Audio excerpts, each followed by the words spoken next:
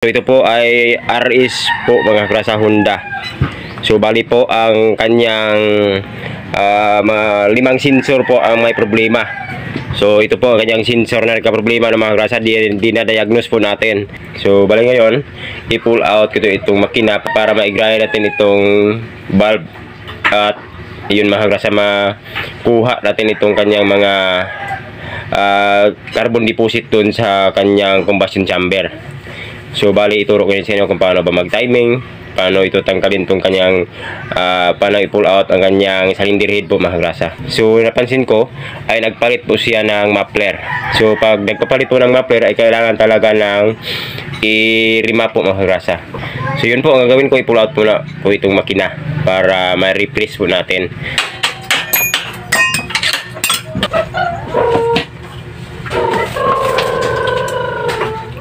So bali po mga klasa ay yun po, tingnan natin mga klasa kasi sabi na may-ari wala pa siyang power. Ito po ang pinakadahilan ito ang dahilan ni RS150 kung bakit wala siyang power mga klasa wala siyang pwersa.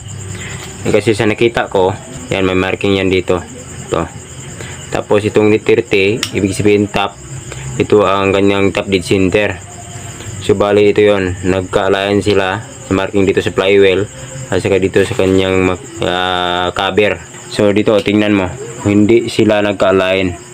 Yan, yung mga marking niyan hindi sila nagka-align dito. Ang marking niyan nagka-align. Tapos dito naman hindi siya naka 90 degrees. Yan, hindi siya naka 90 degrees. Tapos dito po sa palagay sa pagpalit nila dito sa kanyang tensioner, dito sila nagkamali mga klasa. So ano mga klasa, i-replace natin ito. Tanggalin natin itong kanyang cylinder head, tapos ibalik natin sa kanyang tamang timing. Same lang po ito sa mga reader yan, itong si RS150 na Honda. So bali ito po ay 16 po ito ang kanyang point sa kanyang chain. 1, 2, 3, 4, 5, 6, 7, 8, 9, 10, 11, 12, 3, 4, 5, 16 po. Pero ang problema niya ay hindi nagkalain ang mga marking, hindi siya naka 90 degrees. Yan, hindi naka 90 degrees. So yun problema ang kanyang alay ng camshaft. Yan. Yan. So yan hindi nakalain. So mali po ang kanyang sa gawa ng top dead center o TDC. So ditong banda po ay kanyang muffler o exhaust. Take note, mayroong marking na X dito sa cams. Ibig sabihin, yan po ang kanyang exhaust cam po mga klasa. Then dito naman po may marking na N. Ibig sabihin, yun po ang intake na camshaft. So ditong banda, yun ang kanyang carburetor. So bago natin tanggalin mga klasa itong camshaft, ay tandaan ang mga marking at ibalik lang sa kanyang posisyon kung saan kinukuha mga klasa. So ito po mga klasa, natanggalin natin itong pinaka bolt ng guide ng timing chain. Then next naman po itong kanyang bracket. Itong mga bolt mga klasa ay bali 8 lang po. Bali tanggalin muna natin ito mga klasa para ma-pull out natin itong kanyang camshaft, itong sa intake at saka sa exhaust po mga klasa. So bali dalawang cams itong si Honda RS150.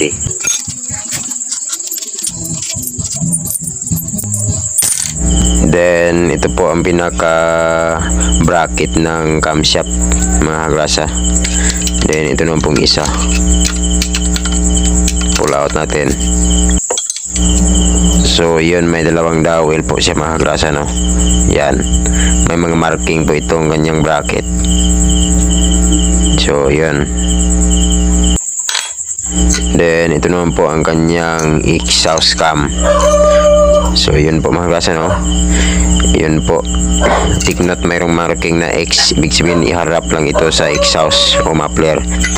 Then ito naman pong isa, itong sa kanyang intake na cams.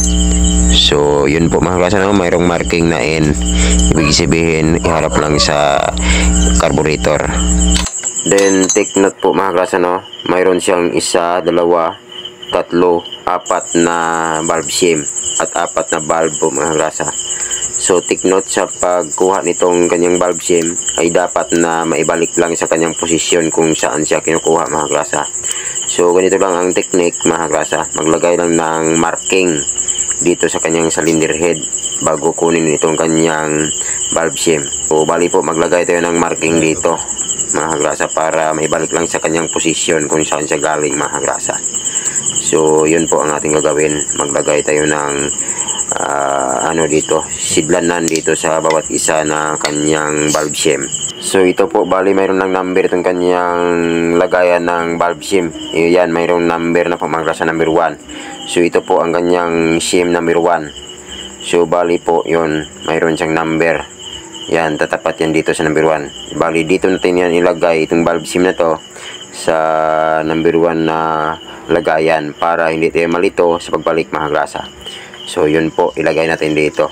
At itong kanyang mga lock mga grasa niya, dito natin yun ilagay sa kanyang valve dito sa number 1. So yun po ang valve dito, ilagay natin yan dito. Yan, para hindi tayo malito.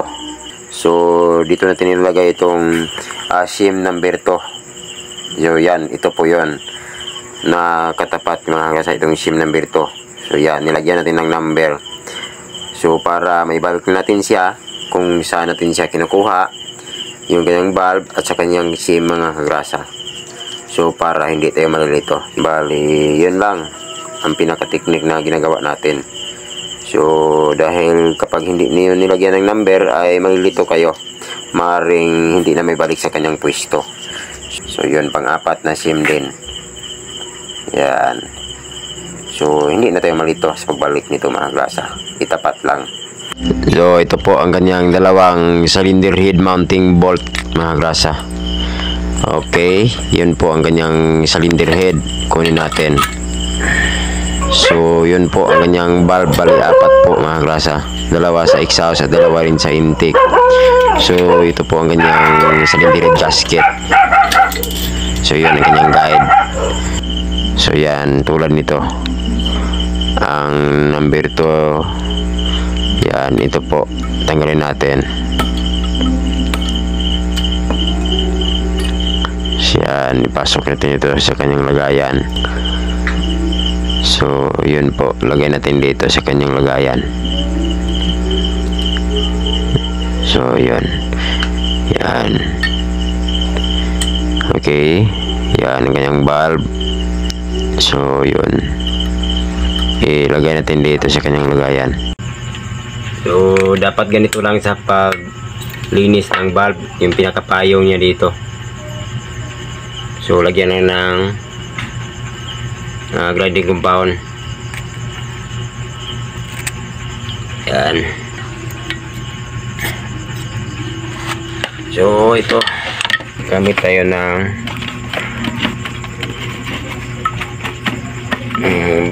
marina, pwede lang pong mano-mano. So yan.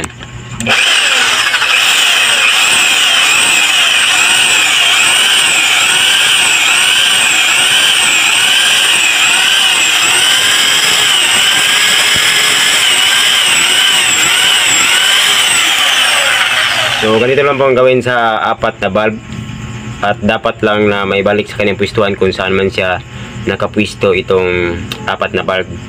So ito po ay sa exhaust, itong maliit, 2 maliit, at ito naman sa intake, itong 2 malaki. So ito po, yan, ay dapat na malinis itong kanyang pinakagilid ng payong ng valve, yung 4. At sa pagligtis naman ay dapat na walang singaw dito, hindi tatagas yung langis, yung gasolina na inilagay natin dito sa muffler banda at dito man sa carburetor banda, para maligtis natin itong 2 intake at sa 2 exhaust. Kasi pag mayroon siyang singaw ay loose compression talaga siya. Yung air and fuel mixture dito sa combustion chamber ay hindi talaga makuha yung tamang compression, at minsan mahirap andarin at wala pa siyang puwersa. Yun ang mangyari pag nagdulos compression, mayroong singaw dito sa valve. So bago i-assemble mga kagrasa, ay siguraduhin na malinis itong pinakapayong niya at may alis itong grinding compound na ginagamit natin sa pag-grind mga kagrasa, no? Kasi pag hindi may alis ng mabuti ay masisira ang kanyang valve. So ganyan lang kasi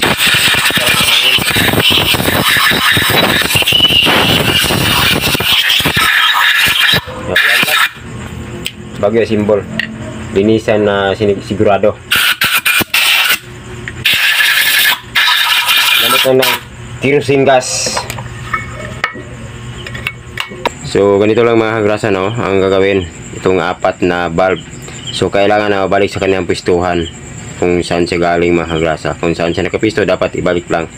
So ganito ang kanyang spring, yung may maliit na gap, yon na coil ay patungo dito sa ilalim. Yan. Ito namang malaki, tulad din itong may maliit na gap. So doon lang to sa ilalim na kapwisto, karap. Yan. Tapos itong kanyang retainer. Tapos itong kanyang cutters o lock, valve lock.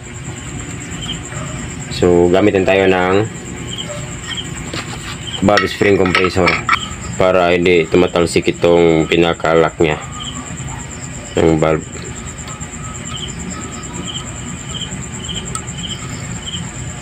Yan.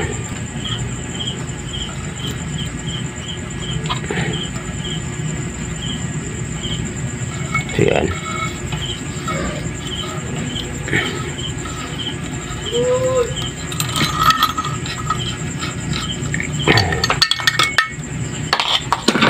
So yan lang ang kanyang pagkaposisyon. So yung kanyang valve shim ay maya natin ibalik. So mayroon siyang number dito pa rin ang valve shim dito sa kanyang lagayan. So dapat sa pag-leak test ay wala siyang singaw dito.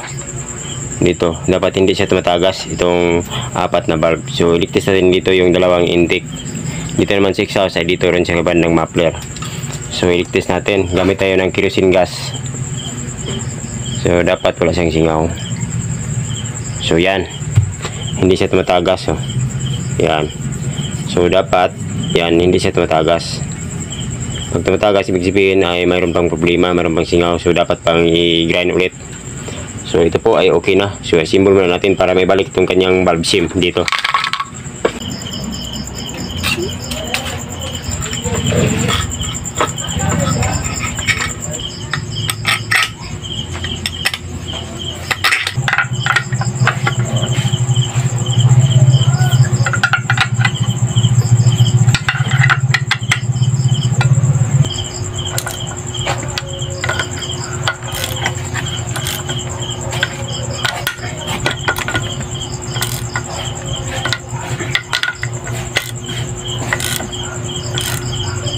Okay, ito po ang shim number 2. Dapat na ibalik lang sa kanyang pwesto, no? Yan, number 2 yun ang kanyang number. Yan, ilagay natin. Then ito naman ang kanyang number 3, no, na shim. So dito po yan. Yan, dito number 3. Kasi pag hindi na ibalik sa kanyang pwestuhan ay iba-iba yun ang kanyang sukat mga kagrasa, no, ng shim. So dapat ibalik lang. Yan, number 1.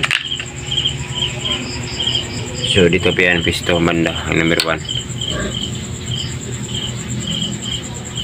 Yan, number 4.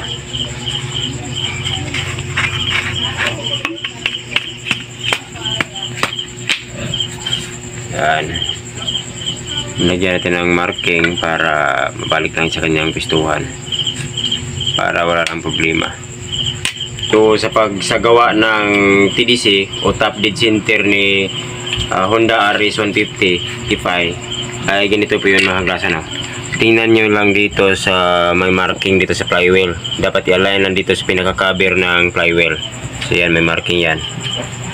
So ito po yun ang marking na isa. Itong letter F, iikot lang ng konti. Ibig sabihin ng F is fire. Yan, yung letter T top. Yung piston ay dito na po, yung kanyang piston, nakatap na po siya yung piston. Pag nakita na ang marking na letter T, ibig sabihin top. Pag nalayo na ito dito, ay saka mo na ilagay itong kanyang cams. So sa cams man ay may marking yan. Dito may in, ibig sabihin nakaharap yan dito sa may carburetor, sa intake. Yan ito, in. Saka X. So itong X dapat nakaharap yan dito sa may bandang muffler. So ito po yung isa. May in at saka sa X, intake, exhaust. So itong dito, marking na to, ito ang dapat natandaan. Yan. Dito mayroong marking na, so yan, in, intake. So ibig sabihin dito yung banda, dito sa may bandang carburetor yan. Itong isa. At ito naman mayroon siyang X, ibig sabihin exhaust, dito yung banda sa may bandang muffler. So ganito po yan ang kanyang position, no? Yan. Yan, dyan yung kanyang pistuhan. So yan. So yun, ilagay natin ang camshaft. Gawa natin yung TDC. So sa pagsagawa nito ay tanggalin mo na itong kanyang tensioner para yun hindi humigpit ang timing chain. So tanggalin mo na natin mga grasa. So ganito dapat mga grasa, no, ang pagsagawa ng timing o TDC ni Honda RS 150. So ganito po, naka-align na itong B30 mark sa kanyang cover. Yan, ibig sabihin yung piston ay nakatap na. So dito naman po ay ito po yun. Yan, naka 90 degrees itong point na to, naka 90 degrees. Tapos yung in dito X, in naman dito X. So naka-align na itong kanyang marking. Yan, dito may linya. So yan, tapos pag bilangin natin ay dapat 16 po. 1, 2, 3, 4, 5, 6, 7, 8, 9, 10, 11, 12, 13, 14, 15, 16. So yan po mga grasa, no, ang pagsagawa ng TDC o top dead center ni Honda RS 150. So yan, may dalawang dowel po yan. Yan, tapos ito naman isa. So yan, may marking na X, ibig sabihin dito yan sa exhaust banda sa muffler. So yan, dito yan, ganyan ang ganyan posisyon.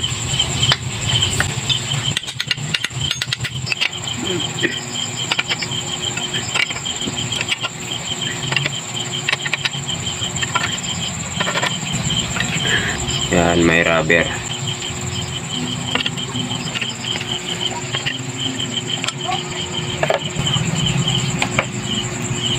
So ganito lang po ang pagsagawa ng paano baklasin ang cylinder head ni Honda RS 150 at kung paano din isagawa ang TDC o top dead center. So yun po mga kagrasa, maraming salamat po, thanks for watching.